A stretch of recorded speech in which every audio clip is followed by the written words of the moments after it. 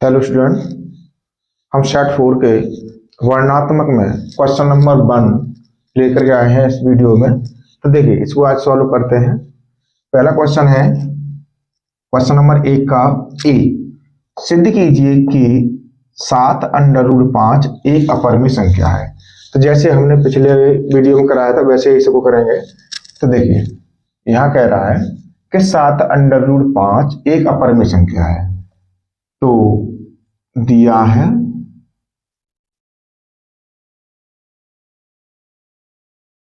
7√5 एक अपरिमेय संख्या है। तो जैसा हमने आपको पहले बताया था बेटा कि इसमें इसका उल्टा मान लेते हैं कि जैसे यहां सिद्ध करा रहा है अपरिमेय, तो हम इसे मान लेंगे, कल्पना कर लेंगे कि ये एक परिमेय संख्या है। तो यहां लिखेंगे माना 7√5 एक परिमेय संख्या है। परिमेय संख्या है, ये हमने अपनी कल्पना में मान लिया है। इसलिए जब ये परिमेय संख्या है तो 7√5 क्या हो जाएगी, P अपॉन Q के रूप में इसको मान लेंगे, जहां P और Q क्या होगा, यहां Q not is equal to 0 रखेंगे। सह अभाज्य संख्या है, सह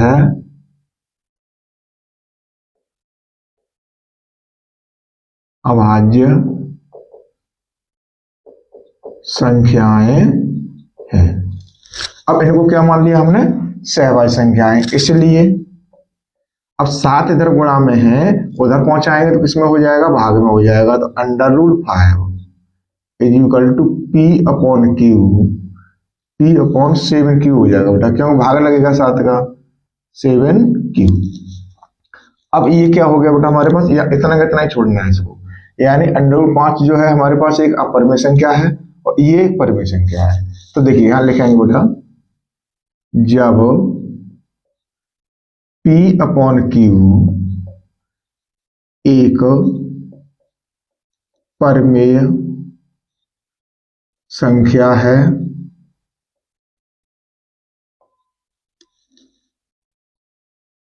तो P अपॉन 7Q भी एक परिमेय संख्या होगी,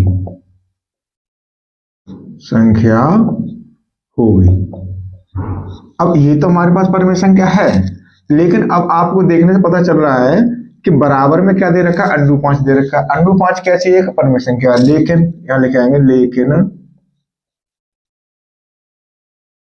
√5 एक अपरिमेय संख्या है। ये क्या है, हमारे पास एक अपरिमेय संख्या है। तो ये हमारी कल्पना में क्या आ गया, गलत आ गया। या तो यहां लिख दें बेटा हमें विरोधाभास प्राप्त होता है, या लिख दें हमारी अपरिमेय संख्या है। तो देखिए यहां पर अब लिखेंगे, इसलिए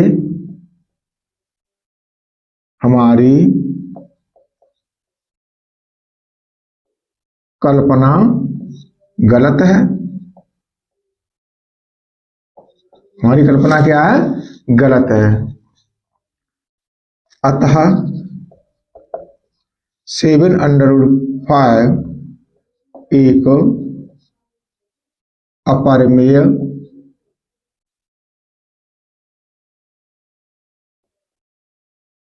संख्या है।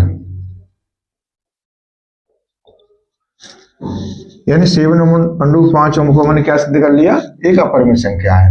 अब ये 2 नंबर में क्वेश्चन था, अब ज्यादा अब √5 को अलग से सॉल्व करते इसी में ब्यौरे में तो बड़ा क्वेश्चन हो जाता है, इसलिए हम 2 नंबर का क्वेश्चन है शॉर्ट में इसे सॉल्व कर देंगे। ठीक है, ये क्वेश्चन हमारे पास क्लियर होता है।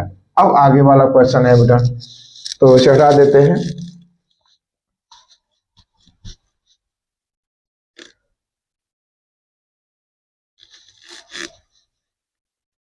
अब आगे वाले में कहता है कि उस चाप की लंबाई ज्ञात कीजिए जो 14 सेंटीमीटर त्रिज्या वाले एक वृत्त के केंद्र पर 30 अंश का कोण अंतरित करता है।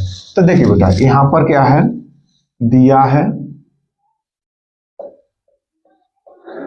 यहां पर दे रखा है हमारे को त्रिज्या r बराबर 14 सेंटीमीटर, थीटा दे रखा है हमारे को 30 डिग्री।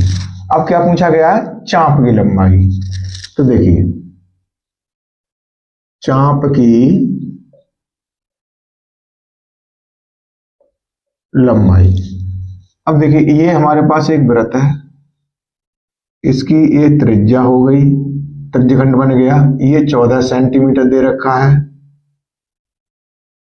अब ये पूछा गया यहां से यहां तक की लंबाई पूछी गई है इसकी, ठीक है। तो बेटा इसका फॉर्मूला होता है थीटा अपॉन 360। अब ये परिधि होती है, परिधि को लगाते हैं इसमें 2 पाई r, ये इसका फॉर्मूला होगा। अब देखिए थीटा कितना दे रखा है हमारे को 30 दे रखा है, अपॉन 360 गुणा 2 इंटू पाई का मान 22/7 इंटू 14, ठीक। तो 30 से काटेंगे 12 बार कटेगा, 2 से काटेंगे 6 बार कट जाएगा, 7 से इसे काटेंगे ये 2 बार कटेगा, और 2 देखा 2 और 2 से काट देंगे 3 बार कटेगा। तो बेटा अब ये वैल्यू जो है हमारे पास कितनी है बच्चे ऊपर 22/3 इज इक्वल टू, अब 22 से काटेंगे 3 7 21, एक बचा 0.33 सेंटीमीटर। ये हमारे पास इसका आंसर आ गया जो हमारे को बी क्वेश्चन दिया था इसका। अब आगे बात करते हैं नेक्स्ट क्वेश्चन की। तब नेक्स्ट क्वेश्चन में कहता है बेटा इसमें कि उस बिंदु के निर्देशांक ज्ञात कीजिए जो बिंदु, देखिए यहां पर क्या दे रखा है दिया है। अब ये जो हमारे पास एक रेखाखंड है, यहाँ ए के बिंदु दे रखे हैं और बी के बिंदु दे रखे हैं 3,4 3,4, और दूसरे दे रखे हैं -2, -1, ठीक है। उस बिंदु के निर्देशांक ज्ञात कीजिए जो बिंदु ए और बी को मिलाने वाले रेखाखंड को 2:1 में विभाजित करता है, वो सॉरी 3:2 में विभाजित करता है। तो यहां मान लिया हमने कोई पी के बिंदु मान दिए हैं हमारे को, अनुपात दे रखा है 3, ये यहां से यहां तक 3 है, यहां से यहां तक 2 है। इसके बिंदु मान लेते हैं x, y, ठीक। तो यहाँ m1 हो जाएगा हमारे पास बेटा 3, m2 हो जाएगा यहाँ पर हमारे पास 2, ठीक है। p के बिंदु हो गए। अब यहाँ पर x का मान निकालेंगे, x का क्या होता है m1 x2 plus m2 x1 upon m1 plus m2। अब देखिए इसमें हम वैल्यू लगा देंगे। अब ये हो गए x1 और ये हो गया y1, ये हो गया x2 और ये हो गया y2। अब m1 कितना है हमारे पास 3 गुणा, अब x2 कितना -2 रखेंगे, प्लस m2 2 इंटू x2 कितना है हमारे पास 3 बट्टे में m1 3 प्लस m2 2।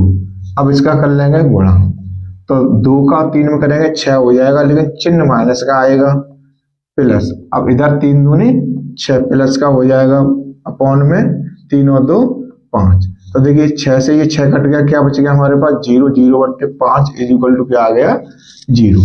तो x का मान तो 0 आ गया। अब ऐसे ही y का मान निकालेंगे बेटा, y बराबर क्या होगा m1/2 plus m2 y1 upon m1 plus m2। अब देखिए m1 कितना है हमारे पास 3 इंटू y2 कितना -1 प्लस m2 कितना है हमारे पास 2 गुणा में आ जाएगा 4, क्यों y1 है 4। अब कितना आ जाएगा 3 प्लस 2, अब 3 एकन 3 माइनस के हो जाएंगे प्लस के हो जाएंगे 8 बट्टे में आ जाएगा 5। तो यहाँ बचेगा बेटा 5 बट्टे 5 एकन 5 इक्वल टू कितना आ गया 1, ठीक। अब देखिए यहां पे अतः P के निर्देशांक कितने हो जाएंगे, x, y इक्वल टू कितना हो गया बेटा हमारे पास। अब x का मान कितना निकला है हमारे पास 0, तो 0 आ गया। y कितना है 1, ये होंगे हमारे पास। ठीक, अब ये हमारे पास सी बिंदु सी क्वेश्चन क्लियर हो जाता है। अब आगे बात करते हैं नेक्स्ट क्वेश्चन की, डी की। तो डी भी बहुत अच्छा क्वेश्चन है, छोटा है।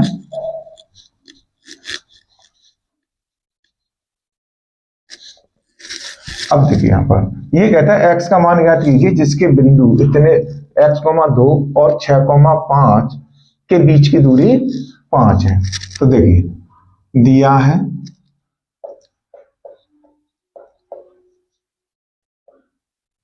बिंदु x, 2 यानी x, 2 और दूसरे बिंदु दे रखे हैं बेटा हमारे को 6, 5 तथा बीच की दूरी कितनी दे रखी है बेटा, d हमारे को दे रखी है 5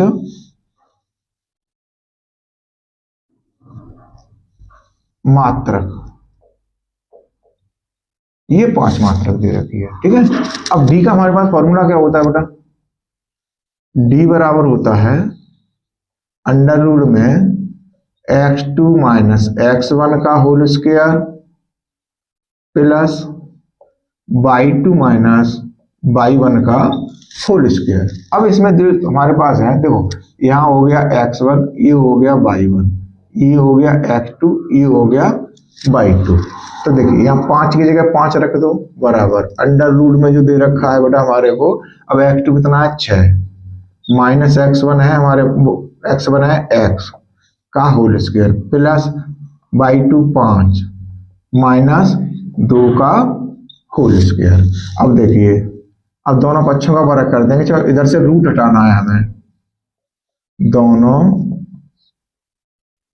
पक्षों का वर्ग करने पर, तो ये हो जाएगा 5 का स्क्वायर इक्वल टू बेटा, अब ये हो गया 6 माइनस एक्स का होल स्क्वायर प्लस 5 में 2 जाएगा तो बचेगा 3, 3 का स्क्वायर, ये कितना हो गया 25 इक्वल। अब इसका होल स्क्वायर करें 6 6 के 36 प्लस एक्स स्क्वायर माइनस, अब देखो यहाँ माइनस लगा हुआ है तो ये माइनस में आएगा 6 दूनी 12, तो 2a भी आएगा 12x प्लस 3 तिया 9। अब देखिए यहाँ पर हो जाएगा 25 इक्वल टू 36 और 9 कितने हो गए 45 प्लस एक्स स्क्वायर माइनस का 12x। अब 25 को इधर लेके आएंगे तो ये हो जाएगा एक्स स्क्वायर माइनस का 12x प्लस 45 माइनस 25। अब इक्वल टू इधर क्या बच गया बेटा हमारे पास 0 बचा। अब देखिए यहाँ हो जाएगा एक्स स्क्वायर माइनस 12x, अब प्लस के क्या बचेंगे यहाँ पर 20 बचेंगे इक्वल टू 0। अब देखिए बेटा ये बनेगा द्विघाती समीकरण, 20 सेकंड 20 एक्स का गुणांक कितना हमारे पास 1, तो इसको क्या करेंगे हम 10 दूनी 20 कर देंगे, तो एक्स स्क्वायर, अब ये प्लस का है तो ये जुड़ के आएगी बीच वाली संख्या, तो माइनस 10 प्लस 2 और x प्लस 20 इक्वल टू 0। अब देखिए एक्स स्क्वायर इसका इसमें गुणा करेंगे x का, तो माइनस का 10x, माइनस बाहर है तो अंदर वाला प्लस माइनस का हो जाएगा 2x प्लस 20 इक्वल टू 0। इसमें से क्या कौन मिल रहा है x, तो x माइनस 10, इसमें से क्या कौन मिल रहा है माइनस का 2, तो x माइनस 10 हो जाएगा इक्वल टू 0। अब यहाँ से x का मान हटाएंगे तो x माइनस 10 और x माइनस 2। ठीक, अब ये दो वैल्यू हमारे पास आ गए, तो ये ले लेंगे x माइनस 10 इक्वल टू 0, तो x इक्वल टू क्या आ गया 10, और दूसरा मान लेंगे हम, एक तो मान हमारे पास ये निकल आया, दूसरा x माइनस 2 से निकालेंगे 0, तो x इक्वल टू 2 ये आ गया। अतः करके लिख देंगे यहाँ, अतः x के मान -10 और 2 होंगे। ये हमारे पास x के मान होंगे। अब ये कौन सा क्वेश्चन है हमारे पास? डी। ठीक, अब हमारे पास बचते हैं बेटा 2 क्वेश्चन से। ठीक है, एक ट्रिग्नोमेट्री का है और एक समांतर माध्य निकालने के लिए है।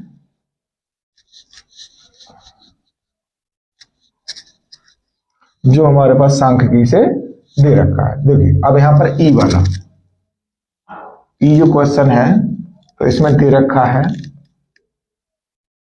सिद्ध करना है कि 1 + sec theta upon sec theta = sin square theta upon 1 - cos theta. अब देखिए ये वाला जो क्वेश्चन था, तो देखो बेटा इसको हम दोनों तरीके से सॉल्व करेंगे। एक तो LHS सिद्ध करेंगे और RHS, इसकी LHS की वैल्यू निकालेंगे और RHS की वैल्यू निकालेंगे। तो देखिए यहाँ पर LHS लेने पर, जब LHS लेंगे तो क्या होगा? 1 + sec theta upon sec theta. ठीक है, और इसको सॉल्व करेंगे तो ये हो जाएगा 1 - इसका सर्वसम का खोलेंगे यानी sin स्क्वायर थीटा की, तो 1 - cos square theta upon 1 - cos theta. अब देखिए इसको खोलेंगे तो 1 + 1 अपॉन cos थीटा बट्टे में 1 अपॉन cos थीटा, क्योंकि sec थीटा का मान क्या होता है? 1/cos थीटा होता है। अब इधर क्या है बेटा? इसका स्क्वायर कर लेंगे तो ये हमारे पास क्या बन जाएगा? एक फॉर्मूला बन जाएगा a² - b² वाला। तो 1 + cos थीटा, दूसरे कोष्टक में हो जाएगा 1 -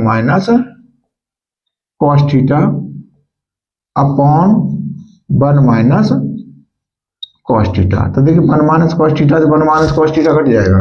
अब इधर देखिए यहाँ पर इसके नीचे एक मान लेंगे तो ये हो जाएगा cos थीटा + 1 बट्टे cos थीटा। अब नीचे क्या है हमारे पास? 1 अपॉन cos थीटा = अब यहाँ क्या बच गया हमारे पास? 1 + cos थीटा। अब देखिए यहाँ पर एलसीएम है तो cos थीटा से cos थीटा कट जाएगा, ऊपर क्या बचेगा? cos theta + 1। अब 1 को पहले रख ले क्यों प्लस का है? 1 + cos थीटा। अब इधर क्या बचा हमारे पास? 1 + cos थीटा। तो देखिए यहाँ पर LHS = RHS। ठीक है, ऐसे हटा दो क्योंकि हमने दोनों पक्षी को सॉल्व किया है इसमें। ठीक है, अब ये हमारे पास यहाँ सिद्ध हो जाता है, ये वाला ई वाला क्वेश्चन। अब लास्ट क्वेश्चन बचा है हमारे पास बेटा, उसे भी फटाफट से सॉल्व कर लेते हैं।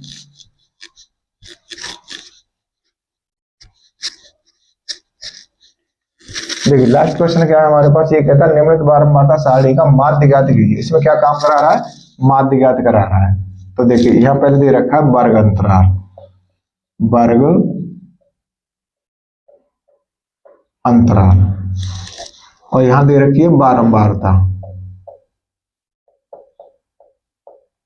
अब बारंबारता और अलग अलग लिखेंगे। 0 से 6 है ये, और 6 से कितना दे रखा है बेटा हमारे को? 12 दे रखा है, और 12 से दे रखा है ये 12 × 6 18, 18 × 6 24, 24 से 30 हो जाएगा। क्योंकि देखो डिफरेंस कितने का? 6 का है, तो हमने एक देख लिया कि दिया है तो उसी के हिसाब से हमने लिख दिया। अब यहाँ पर क्या दे रखा है? 5 9 10, 5 9 10 12, 12 के बाद में दे रखा है 4। ठीक, अब देखिए यहाँ पर इसका सबसे पहले क्या निकालेंगे? मध्य पद निकालेंगे। मध्य पद, मध्य पद क्या होता है बेटा हमारे पास? x, और ये बारंबारता क्या है? f। अब देखिए मध्य पद 0 से 6 है ये, तो दोनों को जोड़ देंगे इसमें। देखिए यहाँ पर हमने 0 + 6/2 कर दिया, तो कितना हो गया 6/2। 2 से 2 काटेंगे, 6 काटेंगे, कितने बार कटेगा 3 बार। तो मध्य पद कितना आ गया बेटा हमारे पास 3। अब डिफरेंस कितने का, अब डिफरेंस देख लेते हैं एक पद का निकालने के बाद में। 0 6 है, 6 से ये 12, 12 से 18, 6 का चल रहा है, 6 जोड़ते हैं उसमें कितने हो जाए 6 और 3 कितने हो गए हमारे पास 9, 9 और 6 कितने हो गए 15, 15 और 9 कितने हो गए 24, और 24 और 9 सॉरी मिस्टेक हो गई बेटा, 15 और 6 कितने हो गए 21, 21 और 6 कितने हो गए 27। ठीक, अब हम क्या निकालेंगे यहाँ पे बेटा f इंटू एक्स निकाल लेंगे। तो देखिए f ये है, x ये 5 दिया 15 और 9 नेम 81 और 15 धाई 150। अब 12 का गुणा इसमें करेंगे, 12 एकन 12 हासिल लागी 1 और 24, 12 दूनी 24 और 1 25। अब 4 का करेंगे इसमें, 4 7 28 की 8 हासिल लागी 2, 4 दूनी 8 और 2 10। ये निकला है हमारे पास एफ एक्स। अब देखिए यहाँ निकालेंगे सिग्मा एफ एक्स। तो देखिए 5 1 6 और 2 8 और 8 16 6 से लगी 1 1 और 1 2 2 8 10 और 5 15 5 20 20 को 0 हासिल लगी 2 2 और 1 3 और 2 5 और 1 6। अब देखिए यहाँ पर इसको जोड़ लेते हैं एफ को, सिग्मा एफ। तो 5 और 9 14, 14 और 10 24, 24 और 12 36 और 4 40। ठीक है, अब देखिए यह पूछा गया था माध्य। तो माध्य क्या है हमारे पास x बार। x बार क्या फॉर्मूला होगा सिग्मा एफ एक्स बट्टे सिग्मा एफ। अब देखिए सिग्मा एफ एक्स कितना है हमारे बेटा 606 बट्टे 40। अब देखिए इसमें हम भाग देंगे 40 का, तो 40 एकन 40, देखिए यहाँ देख लो 606 में 40 एकन 40, क्या बचेंगे हमारे पास 0 और 2। अब उतारेंगे हम बेटा यहाँ से 6, तो 4 पंजे 20 यानी 5 बार चला जाएगा 200 हो जाएगा, बट्टे क्या बचेगा हम यहाँ 6 दशमलव लगाएंगे, एक 0 बढ़ाएंगे तो 40 एकन 40, क्या बच गया हमारे पास 2 यहाँ 0। अब एक 0 और बढ़ा लेंगे तो 4 पंजे 20 यानी कितने बार हो गया 200 बार। तो देखिए बेटा इससे हमने ये काटा, तो ये कटा 15.15, यानी x बार की वैल्यू कितनी आ गई बेटा 15.15। ये हमारे पास इसका आंसर था, कौन से वाले का f वाले का। तो देखिए ये हमारे पास वर्णनात्मक में क्वेश्चन नंबर 1 जो था उसके हमने 6 पार्ट यहाँ से करा लिए। अब इसका जो नेक्स्ट वीडियो आएगा बेटा वो आएगा क्वेश्चन नंबर 2 का, जिसमें 6 क्वेश्चन दिए होंगे, लेकिन करने का आपको कितने होंगे 5 क्वेश्चन करने होंगे। ठीक है, तो वो 4 नंबर के होंगे, ये हमारे पास 2 नंबर के थे। इसी प्रकार से हमारे बेटा सेट चल रहे हैं, कंटिन्यूस आपको एक वीडियो मिल रहा है, तो आप अपनी तैयारी करते रहें जो आपकी प्रिपरेशन के लिए अच्छी है, जो आगे आप बोर्ड के एग्जाम में अच्छे नंबर लेके आ सकते हैं। इसी प्रकार के क्वेश्चन आते हैं, बाहर से नहीं आते हैं, केवल संख्या चेंज होंगे, सब क्वेश्चन किताब के ही हैं, एक ही क्वेश्चन ऐसा नहीं है जो बाहर से निकल के आ रहा हो। ठीक है, धन्यवाद।